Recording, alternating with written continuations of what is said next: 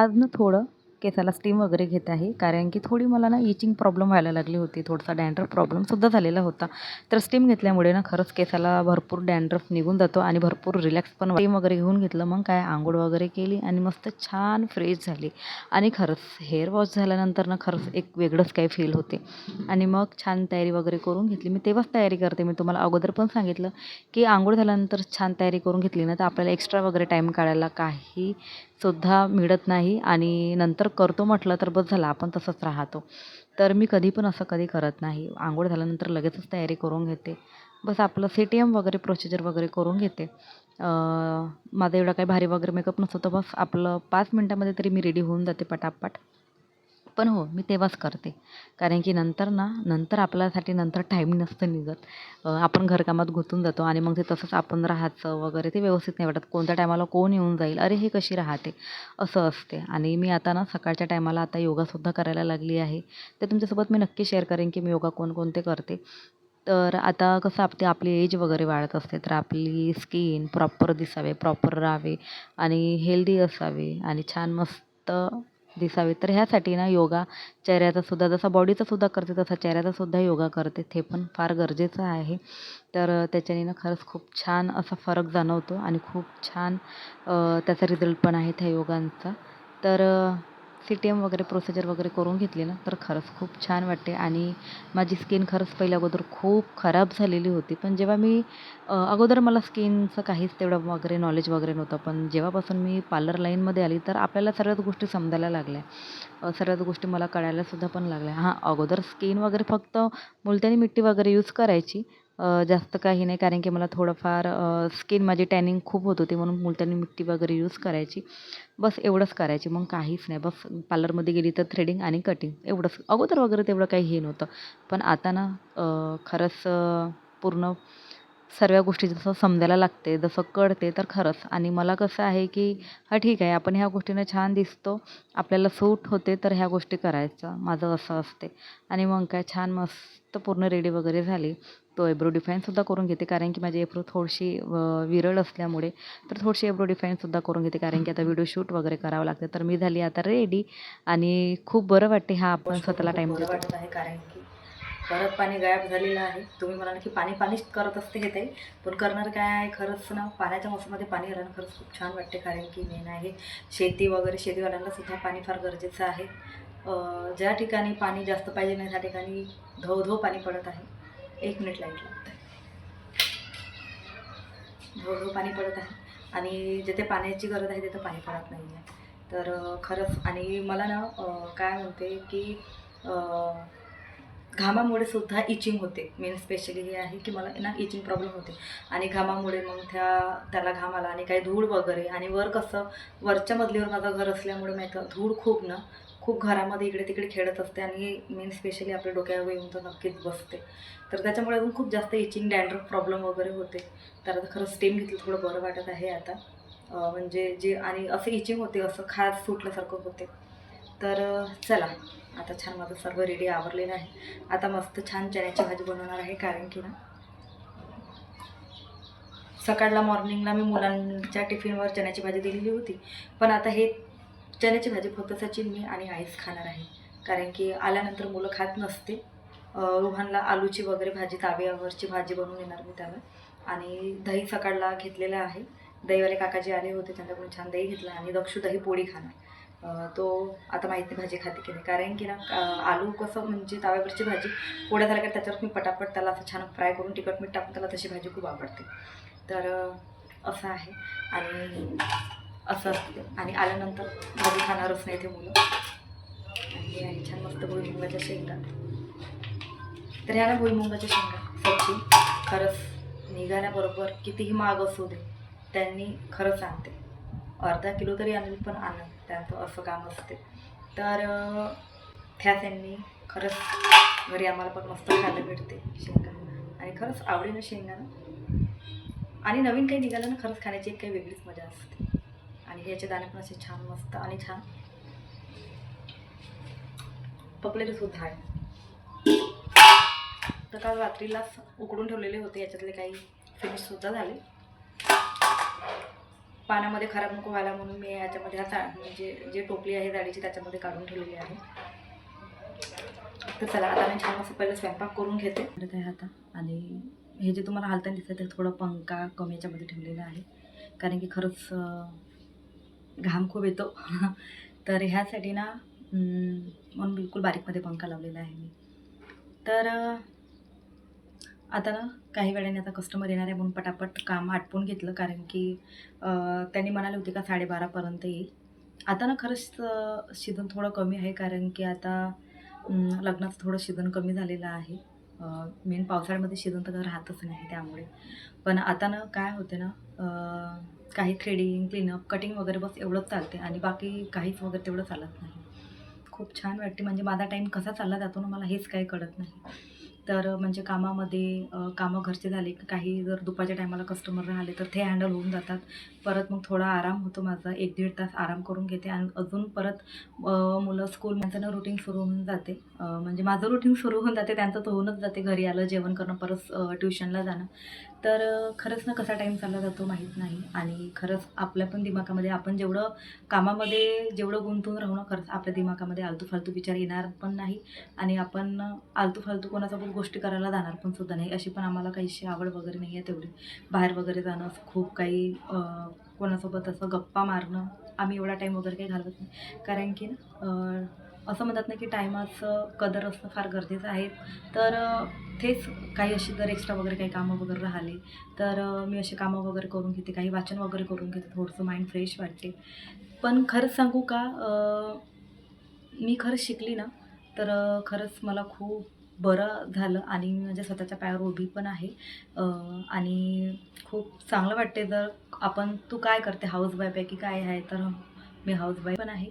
तर म्हणजे माझा पार्लर पण आहे, मी मेकअप पण करते. तर मी कोरोना काळामध्ये खरंच शिकली ना तर मला खरंच खूप फायदा झाला आहे याचा. मी बेसिक शिकलेली होती आणि त्याच्यामध्ये माझे मेकअप पण होते. तर खरंच खूप उपयोगी पडलं. भलेही मेकअपचं कसं असते की सीझन बाय मेकअप राहते. पण क्लीनअप झालं, फेशियल झालं, वॅक्स, थ्रेडिंग हे ना कंपल्सरी सुरू राहते. बायांचं महिना दीड महिन्यातून बाया करायलाच येते. तर खरंच म्हणजे हे खूप गरजेचं आहे. आणि म्हणजे मी खाली बिलकुल राहत नाही. म्हणजे माझं छोटं-मोठं काम का नसेल पण सुरू असते माझं. तर म्हणजे आपण जर खरंच जर पार्लर जर खोललं ना, म्हणजे स्पेशली जे आपण कटिंग, फेशियल, वॅक्स वगैरे आपण ह्या सर्व गोष्टी शिकतो आणि करतो ना, खरंच म्हणजे आपण 12ही महिनेसुद्धा बुक असतो. आणि मेकअपचं कसं असते, फक्त टोटली जर मेकअप जर शिकलं ना, तर फक्त मेकअप सीझन बाय मेकअप चालते असं असते. मेकअपचा ऑर्डर येईन तेव्हा आपण मेकअपला जाऊ. पण हे असं आहे की सीझन असो का नसो, पण हे सर्व गोष्टी चालत असते. जसं थ्रेडिंग, क्लीनअप, वॅक्स झालं, कटिंग झालं, हे टोटली बायाला पाहिजेलच. आणि आता कसं आहे ना, तो काळ चालला गेला अगोदरचा. आता बायांना कसं आहे, घरी असो काही असो पण थोडं प्रॉपर राहायला त्यांना आवडते. तर त्यासाठी ना म्हणजे माझं पार्लर खरंच सुरू असते आणि मला खरंच खूप चांगलं वाटते की माझ्या पायावर उभी आहे. तर मी कोरोना काळामध्ये जेव्हा पहिलं वर्ष होतं कोरोनाचं, मी तेव्हा शिकलेली होती. तुम्हाला हे अगोदर पण सांगितलं. पण खरंच आहे ना, मला असं वाटते की प्रत्येक स्त्रीने खरं स्वतःच्या पायावर उभं असणं फार गरजेचं आहे. का छोटंसं काम का नसेल, आपलं घरून करा, बाहेर जमत असेल तर बाहेर करा. तर मी बाहेर पण करू शकते. मी किराणा वगैरे घेऊ शकते, ब्लॉक वगैरे आणि करू शकते. पण मला असं वाटते की माझी मुलं सध्या लहान आहे, तर त्यांच्याकडे लक्ष देणं फार गरजेचं आहे. कारण की आताचा काळ खरंच खूप भयानक आहे. कारण की माझं घर एका ठिकाणी, माझं दुकान एका ठिकाणी राहील आणि सचिन पण सुद्धा त्यांचा व्यवसाय डेकोरेशनचा, साऊंड सिस्टम डेकोरेशनचा असल्यामुळे ना, तर त्याने पण बाहेर राहतात. तर माझी खालची फॅमिली पण देतात. पण तेच ना, प्रत्येकाला स्वतःचं आपापलं काम असते आणि आपली मुलं कसं आपल्याला जेवढं ऐकते तेवढं कोणालाच ऐकत नाही असं राहते. म्हणून मला असं वाटते, मला म्हणाले सचिन की तू बाहेर करत तर बाहेरसुद्धा पण माझ्या मनाला असं वाटलं की नको, मी घरून करते. कारण की माझं काही असं हे नाही आहे की माझ्या भरवशावर काही असं घर आहे, असं काही अशा गोष्टी आहे, असं काहीच नाही. फक्त मी माझा स्वतःचा खर्च उचलते आणि छोटे-मोठे कामं वगैरे मी आटपून घेते घरातले, असं काही नाही आहे. थोडंफार सचिनला पण कुठे ना कुठे हातभार वगैरे लावते. नाहीतर बाकीचा पैसा मी असा बॅलन्स वगैरे पाडते, म्हणजे जेणेकरून माझं काही ना काही माझं पार्लरचं काम म्हणजे काही खरेदी वगैरे होईल. छोट्या-मोठ्या गोष्टी माझ्या स्वतःच्या असं काही सुरू असते माझ्याच पैशाने. तर काय होते ना, म्हणून मी बाहेर वगैरे तेवढं केलं नाही, कारण की मला ना स्पेशल आपण पैसा तर आपल्याला जिंदगी पडलेली आहे कमवण्यासाठी. पैसा तर आपण घरून किंवा बाहेरून सुद्धा जाऊन सुद्धा कमवू शकतो. मग मला असं वाटते मी घरून सुद्धा कमवू शकते, कारण की माझ्या एरियामध्ये ठीकठाक आहे, व्यवस्थित बाया आहे, तर त्यांनी करतात. कारण की आज प्रॉपर कोणी सर्वच बाया करत असतात. असं कोणी पण असं राहत नाही. नाही काही करेल तरी थ्रेडिंग करतात बाया. तर असं असते. तर मला असं वाटते की मला असं खूप काही असं बाहेर जाऊन असं पैसा कमवावं, अशी माझी पण खूप इच्छा होते की आपलं करिअर करावं. पण एक असं वाटते ना, एक मुलांचं भवितव्य पण आहे. आपण त्यांना जन्माला घातलं तर त्यांचं पालन पोषण व्यवस्थित करणे मला हे खूप गरजेचं वाटते. बाकी तर सांभाळायला सचिन तर आहेच, तेवढं मला काही टेन्शन नाही आहे. पण ना असं वाटते की मला मुलांना प्रॉपर शिक्षण द्यायचं आहे, प्रॉपर संस्कार द्यायचे आहे, त्यांच्यावर लक्ष ठेवायचं आहे. मुलं का सही करतात, गलत करतात, आणि स्पेशली ना हे दोघं जर घरी राहिले तर यांचं भांडण सुरू असतात. कारण की दक्षला ना रुहानच्या वाटा द्यायला खूप आवडते. तर त्यांचे मग झगडा आहे ते, कारण की मी सुद्धा आणि त्यांच्या दोघांचे एवढे झगडे होत असतात. रुहान शांत आहे, पण दक्षूला ना म्हणजे कसं आहे, दक्षूला त्याची मजाक करायला खूप आवडते. मग तो चिरटे, त्याला नाही पसंत येत. आणि त्याच्यामुळे ना, कारण की हेच घरी काम करता करता मला दोघांना कधी कधी अडवायला जावं लागते की मस्ती नका करू, शांत राहा, असं वगैरे. आणि मी जर सपोज जर बाहेर गेली तर हे काय करून ठेवेल तर माहीत नाही. तर म्हणून असं वाटते ते तर ठीक आहे. पण ना असं वाटते की मुलं प्रॉपर ट्युशनला जातात, घरी येऊन सुद्धा अभ्यास करतात. आणि आपण जर बाहेर गेलं आणि कसं होतात ना, सीझनमध्ये ना, सॉरी माझ्या डोळ्याला खाज झाली आहे. तर ते काय होतात ना, की सीझनमध्ये मग कधी-कधी आता घरी सपोज मला 1 वाजता आणि मी बाहेर गेली, तर मला किती वाजन घरी यायला, आणि मुलांकडे लक्ष नाही, ते जेवले नाही जेवले, मी स्वयंपाक करायला केव्हा येणार. तर हा एक प्रॉब्लेम खूप, म्हणजे मी खूप गोष्टीचा विचार केला. तेव्हाच मी म्हटलं असू दे, आपण घरूनच करावं, कारण की घरूनसुद्धा ठीकठाक माझं इन्कम म्हणजे व्यवस्थित होते, जे मी माझं व्यवस्थित पूर्ण करू शकते. तर हां, आता हे कसं आहे, सीझन आहे, थोडं कमी जास्त वगैरे होत राहतात. पण मी तेवढं टेन्शन वगैरे घेत नाही. जे आहे, जे देव आपल्याला देत आहे ना, ते खुशीने घ्यायचं. पस्ताव करत बसायचा नाही. अगोदर थोडं वाटायचं मला 2-3 वर्ष मी शिकल्यानंतर, की माझ्याकडे कस्टमर येत नव्हते. कसं आहे, स्टार्टिंगला कोणी कस्टमर कोणी कोणाकडे एकाएकी जात नाही, कारण की नवीन शिकल्यामुळे हे व्यवस्थित करते का नाही असं वाटत असते. पण ना आता सर्व गोष्टी ठीक आहे. आज कम से कम आता मला शिकायला 5-6 वर्ष झालीच मला शिकायला. तर 5-6 वर्ष कोरोनाला झालाच असेल मला असं वाटते. तर मला बरोबर आठवत नाही आहे. पण हो, काय ना, आता मी प्रॉपर मला सगळ्याच गोष्टी येते, आणि मी आणि कस्टमरला माझ्या हातचं कामसुद्धा पण आवडते. मेन आहे आपलं काम, की आपलं काम जर चांगलं असेल, आपलं बोलणं चांगलं असेल, तर खरंच कस्टमरला ना त्यांना आपल्या जर ह्या छोट्या-छोट्या जर गोष्टी जर आवडल्या ना, आपलं मेन स्पेशली आहे आपलं काम, ते जर आवडलं ना, तर कस्टमर आपल्याचकडे येतात. तर ह्याच याने मला किती पण घरी माझं टेन्शन असेल, काहीही असेल, किती कामं असेल ना, मी तुरंत माझं काम टाकून पहिलं कस्टमरचं काम करते. कारण की ते आपला टाईम, वेळ, आपली मुलं-बाळं घरी ठेवून तर आपल्याकडे येतात, आणि आपण आपलंच घरचं काम जर करत बसू तर कस्टमर दुबारा येणार नाही, कारण की त्यांच्या मनाला हेच वाटेल की अरे यार, हे हिच्याकडे गेलं तर हे घरचेच कामं करत बसतात. पण मी तसं कधी करत नाही. मी हातातलं काम टाकून देते. माझं काम मी नंतर करेल, पण अगोदर मी त्यांचं काम व्यवस्थित करून देते. जे काम ते करायसाठी येतात ते. तर खरंच मला असं वाटते ना, आज मी माझं घरी का पार्लर नसेल, छोटंसंच आहे माझं पार्लर, खूप काही मोठं नाही, हे तुम्हाला पण माहीत आहे. तुम्ही जर माझे सबस्क्रायबर असेल, माझा परिवार जे व्हिडिओ वगैरे माझे बघत असतात, तर त्यांना खरंच टोटली माहीत असेल की माझं छोटंसंच पार्लर आहे. तर काय होतात ना, की मी सर्वच गोष्टी ॲडजस्ट पण करू शकते. म्हणजे म्हणजे मी जर घरी जर राहिली ना, म्हणजे माझा घरी जर व्यवसाय आहे ना, तर मी, मुलं, माझा नवरा आणि माझी घरची कामं आणि येणारे-जाणारे त्यांचंसुद्धा हँडल करू शकते. माझ्या सासूचंसुद्धा जे काही आहे त्यांचं हँडल करू शकते, आणि जे छोटे-मोठे घरातले कामं आहेत सर्व ॲडजस्ट करू शकते, आणि माझं कामसुद्धा मी करते.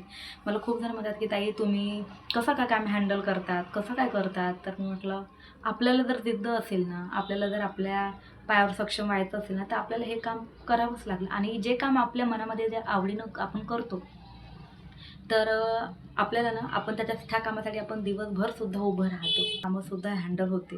तर म्हणून म्हणते की जर जे बाया वगैरे बाहेर वगैरे जाऊ नाही शकत, ज्यांची मुलं-बाळं आहेत, जशी माझ्यासारखी, मी बाहेर जाऊ शकते, पण मी माझं करिअर बनवायच्या आड मी माझ्या मुलांचं नुकसान नाही करू शकत, कारण की मला त्यांनासुद्धा घडवायचं आहे.